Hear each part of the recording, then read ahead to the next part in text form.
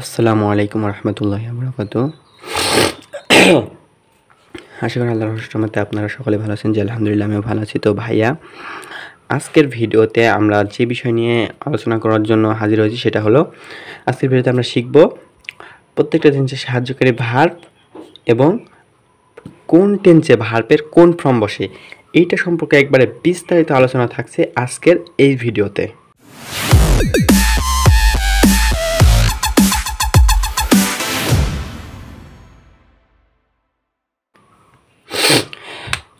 তো ইন্ট্রোডাকশন তো দিয়ে দিয়েছি, তারপরেও বলি আজকের ভিডিওতে আমরা শিখব হচ্ছে প্রতিটা টেন্সের সাহায্যকারী ভার্ব।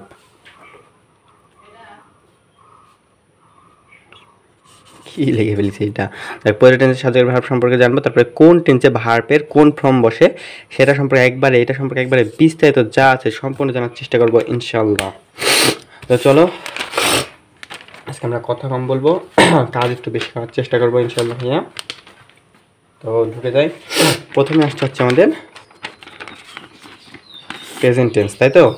তো ভার্ব, এই সাহায্যকারী ভার্বটা কিন্তু আমাদের জন্য খুবই জরুরি, কারণ যদি আমরা টেন্সের স্ট্রাকচার দেখি তাহলে সেখানে আমরা দেখব প্রত্যেকটা টেন্সের স্ট্রাকচার একই। প্রথমে হচ্ছে সাবজেক্ট বসবে, স্ট্রাকচারটা কি হয়, প্রথমে বসে হচ্ছে সাবজেক্ট প্লাস সাহায্যকারী ভার্বকে আমি সংক্ষিপ্তে এইচভি লিখলাম, মানে হেল্পিং ভার্ব। সাহায্যকারী ভার্বে সংক্ষিপ্তে লিখলাম, তারপরে হচ্ছে মূল ভার্বকে আমি ভি লিখলাম, প্লাস হচ্ছে অবজেক্ট। এইটা হচ্ছে প্রত্যেকটা টেন্সের স্ট্রাকচার। তো এই স্ট্রাকচারের ক্ষেত্রে এখানেই দেখুন আমাদের প্রত্যেকটা টেন্সের সাহায্যকারী ভার্বের প্রয়োজন পড়ছে। তো আমরা প্রত্যেকটা টেন্সের একটা সিরিজ শুরু করেছি, আপনারা না দেখলে সেই সিরিজটা দেখে আসবেন। তো সেই সিরিজে আমরা প্রত্যেকটা টেন্সে আলাদাভাবে সাহায্যকারী ভার্ব দিতে পারতাম, দিয়েছি। আবার এখানে আপনাদের সুবিধার্থে আমি এক্সট্রাভাবে এটা আলোচনা করছি। আমার একটু সর্দি, অসুস্থ শরীর, তো এটা অ্যাডজাস্ট করে নেবেন।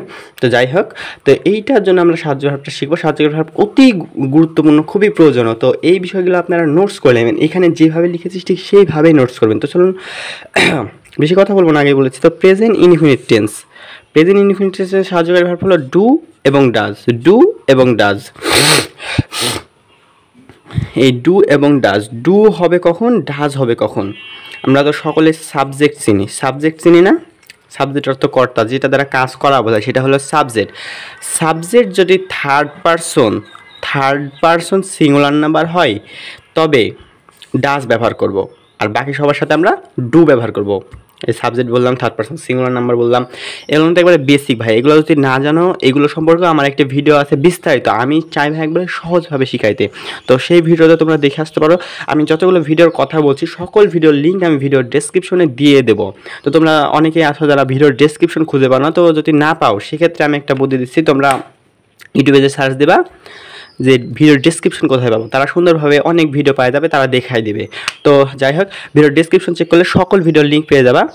তো প্রেজেন্ট ইনডিফিনিট সাহায্যকারী ভার্ব কি হলো, ডু এবং ডাজ হবে যদি সাবজেক্ট যদি থার্ড পারসন সিঙ্গুলার নাম্বার হয় তবে ডাজ ব্যবহার করবো, আর যদি থার্ড পারসন সিঙ্গুলার নাম্বার বাদে অন্য যে কোনো হয় সাবজেক্ট, তাহলে আমরা ডু ব্যবহার করব। তারপর আসছে হচ্ছে প্রেজেন্ট কন্টিনিউয়াস টেন্স। তো প্রেজেন্ট কন্টিনিউয়াস টেন্সের সাহায্যকারী ভার্ব হলো এম, ইজ, আর। কয়টা? তিনটা, এম, ইজ, আর। সবসময় মনে রাখবা, আই হলে হবে am, third person singular number হলে হবে ইজ, প্রেজেন্ট কন্টিনিউয়াস টেন্সে। কোন টেন্সে? প্রেজেন্ট কন্টিনিউয়াস টেন্সে। আর সাবজেক্ট যদি হচ্ছে প্লুরাল হয়, মানে বহুবচন হয়, তাহলে হবে আর। প্রেজেন্ট পারফেক্ট টেন্সের সাহায্যকারী ভার্ব হলো হ্যাভ, হ্যাজ। সাবজেক্ট যদি থার্ড পারসন সিঙ্গুলার নাম্বার হয় তাহলে হবে হ্যাজ, আর বাকি সবার সাথে have. Present perfect continuous tense, have been, has been. এই জিনিসটা একটু মনে রাখবা, প্রত্যেকটা টেন্সে, মানে প্রেজেন্টে, পাস্টে এবং ফিউচারে, এই পারফেক্ট টেন্স যেটা হয়, পারফেক্ট টেন্সের সাহায্যকারী ভার্ব আর পারফেক্ট কন্টিনিউয়াস টেন্সের সাহায্যকারী ভার্ব একই হয়। পারফেক্ট টেন্সের যে সাহায্যকারী ভার্ব, ওই সাহায্যকারী ভার্বের সাথে শুধু বিন লাগাই দিলেই হয়ে যাবে পারফেক্ট কন্টিনিউয়াস টেন্সের সাহায্যকারী ভার্ব। যেমন আমরা দেখেছি প্রেজেন্ট পারফেক্ট টেন্সের সাহায্যকারী ভার্ব হলো হ্যাভ, হ্যাজ, তাহলে প্রেজেন্ট পারফেক্ট কন্টিনিউয়াস টেন্সের সাহায্যকারী ভার্ব হলো হ্যাভ বিন, হ্যাজ বিন। ওকে, একটু অ্যাডভান্সে দেখাই। দেখো, প্রেজেন্ট পাস্ট পারফেক্ট টেন্সের সাহায্যকারী ভার্ব হলো হ্যাড, তাহলে পাস্ট পারফেক্ট কন্টিনিউয়াস টেন্সের সাহায্যকারী ভার্ব হবে হ্যাড বিন। এরকম প্রত্যেকটা পারফেক্ট টেন্সের যে সাহায্যকারী ভার্ব তার সাথে হ্যাড বিন লাগাই দিলে হয়ে যাবে পাস্ট পারফেক্ট কন্টিনিউয়াস টেন্সের সাহায্যকারী ভার্ব। আসলে বিষয়টা বুঝতে পারছো, আর কথাগুলো বুঝতে যদি একটু সমস্যা হয় তাহলে তো ভিডিওটি আবার টেনে টেনে দেখতে পারো। অর্থাৎ টেনে টেনে বলতে আমি আগে টেনে বলছিলাম, আমি পিছে পিছে যে কথাটা আমি বলে ফেলেছি ওইটা বুঝতে সমস্যা, ওই কথাটি আবার শোনো। তো প্রেজেন্টের গেল, এবার আসছে কলমটার নামে একটা চিকন কলম দিয়ে দেখানোর চেষ্টা করি। এবার আসছে পাস্টের। পাস্ট ইনডিফিনিট টেন্সের সাহায্যকারী ভার্ব হলো ডিড। এখানে তো একটাই আছে ডিড, তাহলে থার্ড পারসন হোক সিঙ্গুলার নাম্বার হোক যত যাই হোক না কেন ভার্ব সব জায়গাতে আমরা ডিড ব্যবহার করব। পাস্ট ইনডিফিনিট টেন্সের সাহায্যকারী ভার্ব ডিড। পাস্ট কন্টিনিউয়াস টেন্সের সাহায্যকারী ভার্ব হলো ওয়াজ, ওয়্যার। সাবজেক্ট যদি সিঙ্গুলার হয় তাহলে হবে ওয়াজ, আর যদি প্লুরাল হয় বহুবচন হয় তাহলে হবে ওয়্যার। পাস্ট পারফেক্ট টেন্সের সাহায্যকারী হলো হ্যাড। হ্যাড যেহেতু একটা আছে সবার সাথে আমরা হ্যাডই ব্যবহার করব। পাস্ট পারফেক্ট কন্টিনিউয়াস টেন্সের সাহায্যকারী ভার্ব হলো হ্যাড বিন। এখানেও আমরা সবার সাথে হ্যাড বিনই ব্যবহার করব। গেল পাস্ট টেন্সের সাহায্যকারী ভার্ব। এবার আসবে future.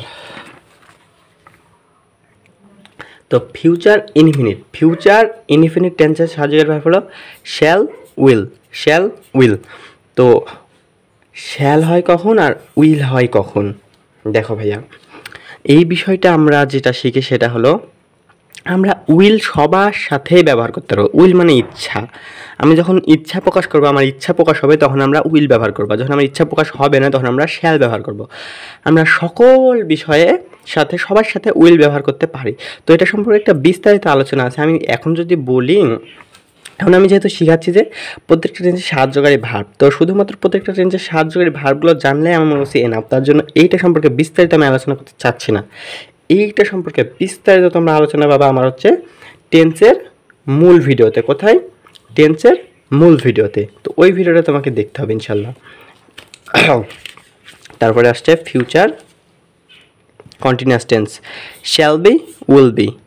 Future perfect tense shall have, will have.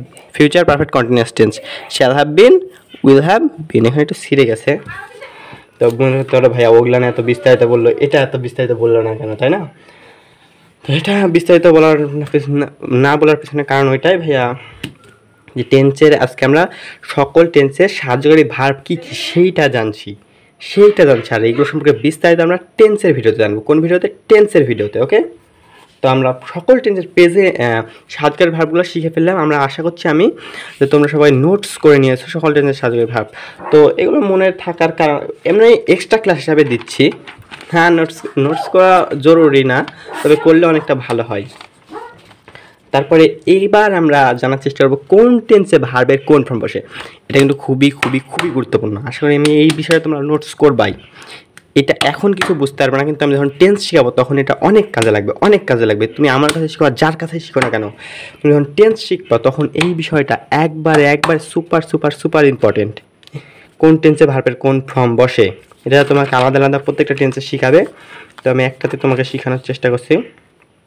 দেখো, ভার্ব আমরা জানি ভার্বের 3টা form, present, past, past participle. আরও দেখানো যায় verb plus S by S, verb plus I N G. তো এই বিষয়টা আমি ক্লিয়ার করার জন্য তোমাদের একটা বই দেখাই। হ্যাঁ, আমার কাছে একটা বই আছে। তো এটা হলো একটা গ্রামার বই। হ্যাঁ, তো এই বইয়ে আমি তোমাদেরকে বের করে দেখাচ্ছি।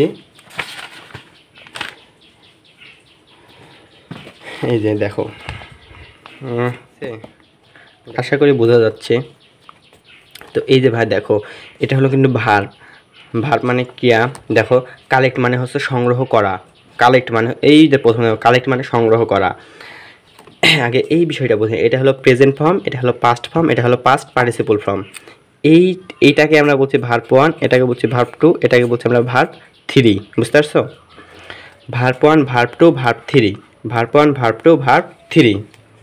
এটা দেখো কালেক্ট মানে হচ্ছে সংগ্রহ করা। কালেক্টের পাস্ট ফর্ম কী হবে? কালেক্টেড। আর কালেক্টের পার্টিসিপল কালেক্টেড। কালেক্টেড। এইভাবে অসংখ্য ভার্ব আছে যেগুলোর 3টা করে form. Verb 1, verb 2, verb 3, present, past, past participle. এইভাবে অসংখ্য ভার্ব আছে। তো আমি শুধু তোমাদেরকে এটা দেখানোর জন্য এটা দেখালাম যে ভার্বের ফর্মগুলো 3টা কী এটা যেন তোমরা বুঝতে পারো, তার জন্য আমি বইটা দেখাইলাম। হ্যাঁ, তো আমার আশেপাশে নয়েজ আছে, তোমরা একটু অ্যাডজাস্ট করে নিও। প্রচুর পরিমাণে নয়েজ। তো কোন ভার্বের কোন ফর্ম বসে, যেমন আমরা এখনই দেখলাম ভার্ব 1 ভার্ব 2 ভার্ব 3 কি ভার্বের সাথে এস বাই ইএসও যুক্ত করতে পারি, কখনো কখনো ভার্ব প্লাস আইএনজি। তো এগুলো আবার কি, এগুলো এই তিনটা হলো মূল ফর্ম। এর সাথে কখনো মানে কালেক্টই দেখলাম, মনে করো রিড দেখি, রিড মানে পড়া, READ রিড, হ্যাঁ রিডের সাথে এস বাই ইএস যুক্ত করলে আমরা এইভাবে যুক্ত করবো রিডস। আবার যদি আইএনজি যুক্ত হয় তাহলে ING, তাহলে হবে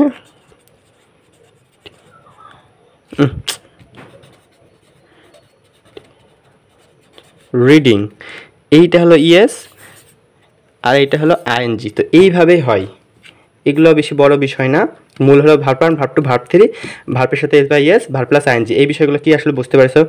এইবার আমরা দেখবো যে এই বেস ফর্ম বা present form, past form, past participle form, S by E S form, verb plus ING, এটা কোনটা কোন টেন্সে হয়, প্রত্যেকটা টেন্সে আলাদা আলাদা ব্যবহার হয়। দেখো ভার্ব 1 হয় হচ্ছে তোমার, এটা নোটস করবা, ভার্ব 1 মানে প্রেজেন্ট ফর্ম, ভার্বের প্রেজেন্ট ফর্ম হবে প্রেজেন্ট ইনডিফিনিট এবং ফিউচার ইনডিফিনিট। IND দ্বারা আমি হচ্ছে ইনডিফিনিট বোঝাইছি।